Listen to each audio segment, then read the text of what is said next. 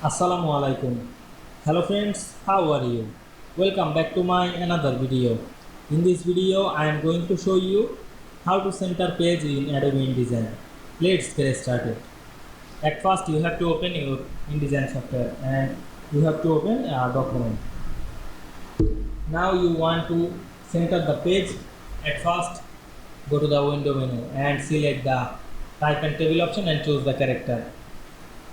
To open the alignment, now click the text box, then go to the alignment option and we can see here the paragraph align center. Now I am select this align center option, then go to the another page and select the align center.